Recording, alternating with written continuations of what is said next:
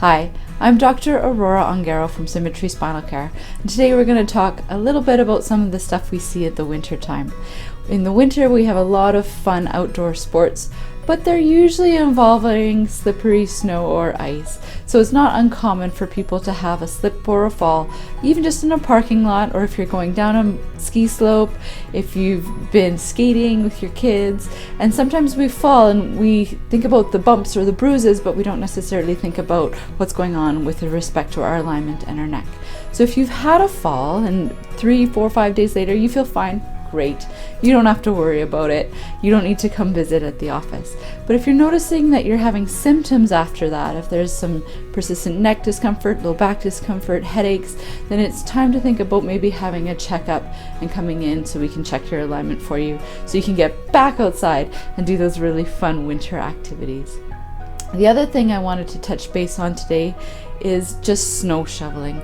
We get a lot of people come in after the first couple snowfalls with really sore low backs because they didn't take the time to just do a few basic things to help their backs feel better when they're doing the driveway or the sidewalk. So what I'd like you to consider or think about doing before you go outside to shovel your snow is to make sure you do just a little bit of warm up.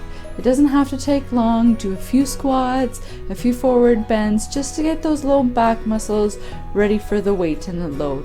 Then when you're snow shoveling, there's a couple things to think about. One is, instead of always shoveling the way you like and doing it the same way over and over and over again, that you switch sides every now and then and do the opposite for balance.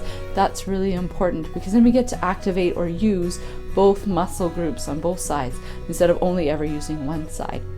You also want to think about maybe getting out there a little bit more frequently, doing the snow shoveling a little bit more often instead of waiting until you have this huge pack of heavy snow, because it's the weight of it often that's problematic for people, not so much the movement. So instead of waiting until you have 1.5 feet, maybe do it when there's just 6 inches instead and get out there a little bit more regularly. And finally, when you come inside, after you take off all of your mittens and your wet toques, take a few minutes to stretch. A little bit in through the front of the legs, you can do the quads, a little bit through the glutes, a little bit through the low back, or you could even just do the stretches and exercises that we recommend in our office as part of your regular day-to-day treatment or maintenance care. I hope you have a great time out in the snow. They say winter's going to be a long one this year. I hope not. But get out there, have fun, dress warm, and we'll see you if you need us. Have a great day. Bye-bye.